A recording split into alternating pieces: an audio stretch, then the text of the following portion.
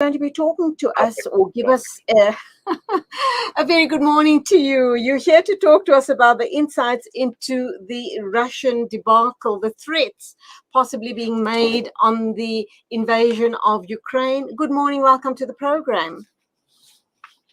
Good morning. Thank you very much for the invitation. Wonderful to speak with South Africa.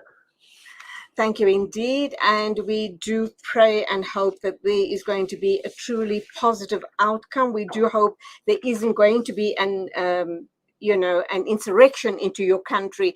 But that being said, we do know all over the entire world is aware of the fact that Russia has started making combat readiness inspections in its southern military district, which borders upon Ukraine. We also know that the Ukraine is getting a lot of support from Western nations.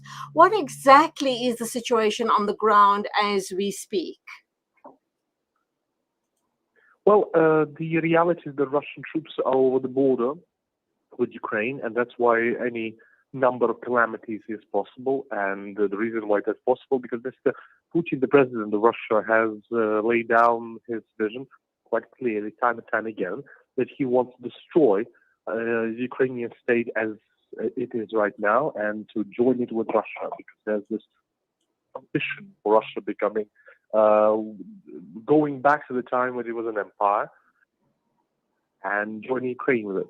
And Ukrainians, by every poll indication, don't share the vision and wish to have their own state, which have their independent right to build their own future. And for us, seeing more than 100,000 troops all over the border, and all these threats, all this push against our sovereignty happen is clear indication that we must prepare in every possible way, as well as the fact that we have one part of our country occupied and annexed, the Crimea, and hot war happening in the east of our country. So we aren't exactly new to the war with Russia story. Russia did invade Ukraine in 2014. Thereafter, things kind of quietened down relatively, and it has started up again. Why do you think there's this new interest or, at this point in time, that Russia is wanting to once again start up this invasion into the Ukraine? Well, Ukraine has been making steady progress in the reforms and transformations of the country, and has been moving ever closer to Western alliances of different nature, which was the whole point in 2014 for the revolution. And the fact that Russia sees that and it doesn't want Ukraine to be lost to its sphere of influence. And therefore, Russia is trying to push the West by every instrument available. And that's why essentially the reason for this is late. Okay. On the part of Moscow, Kremlin spokesperson Dmitry Peskov is accusing Washington of fueling tensions over Ukraine, saying that Moscow's line that the crisis being driven by the US and NATO actions rather than by its own buildup of tens of thousands of troops near the Ukraine border. They also go on to say that it's not about territory, but it's about a response by the US and other Western nations, to the United Nations as well, to agree to their security demands that they've presented to Washington. Your thoughts? Is it just a lot of propaganda?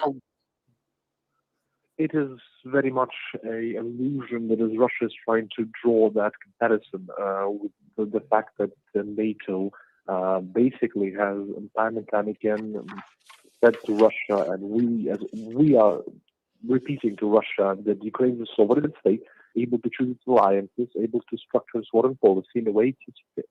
And we will not be seen as an instrument to Russian designs on our independence and our vision for the country. And that's why Mr. Peskov basically is repeating the general Russian point that he does not want Ukraine to be a sovereign state deciding its own future. He wants Ukraine to be a part of that vision that Russia has especially under Mr. Putin, which is the fact that Ukraine, Russia, and other nations of the former Soviet Union are a part of a greater thing which will be reunited. And they are not wanting to accept the fact that Cold War is over, and that's why they are conducting these Cuban Missile Crisis-style problems that they're creating out of whole cloth to try and lead the West to basically discombobulate in one way or the other in response to Ukrainian events, as well as presenting that very, very serious threat of a hot war in Europe waged with the nation of 40 million people, which is Ukraine, and therefore triggering another wave of refugees, triggering all kinds of humanitarian issues in Europe. But that is the cost that Mr. Putin has time and time again repeated, as president of Russia, he's willing to pay to get his vision enacted. Ukrainians don't agree with that in every way. It's contradictory to every single international rule there is. It's contradictory to the realities we live in. It's contradicting the opinions of Ukrainians, and we have been fighting a war for the last 8 years to try and beat that vision back. But we are not talking to you from the Kremlin, so to say what Russia will do is truly not exactly in my Absolutely.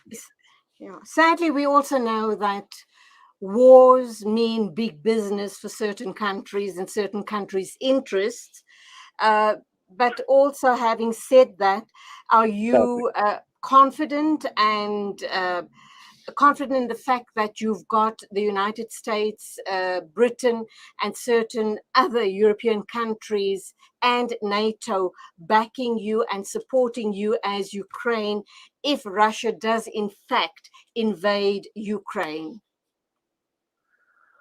Well, we are very glad and very happy to see all those steps that Western Alliance is making to try and aid Ukraine in different fashion.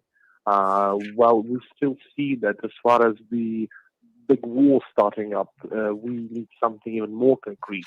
Russia is deterred by idea of a war with the West, and any kind of troop deployment anywhere in Ukraine would absolutely make a difference to Russia's calculation for its invasion plans of Ukraine.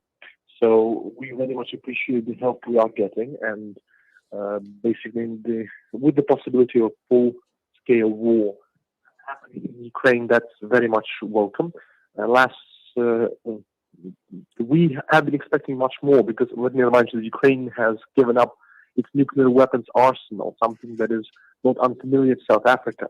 And we have received for that security guarantees of our territorial integrity and independence from Washington, from London, from Moscow, from Paris, and from Beijing. Unfortunately, as our territorial integrity has been violated time and time again since 2014 especially, we have not seen the response to that. And that would demand these treaties that we signed to give up nuclear weapons. But again, all help is appreciated, and we are hoping for much more to push Russian designs on our state away. Absolutely. And I've also read that if this war does in fact happen, we hope and pray that it doesn't, that common sense does prevail, that the one country that seems to be a winner in all of this would be Iran, possibly because of their nuclear programs that they have in place. But that is another situation altogether.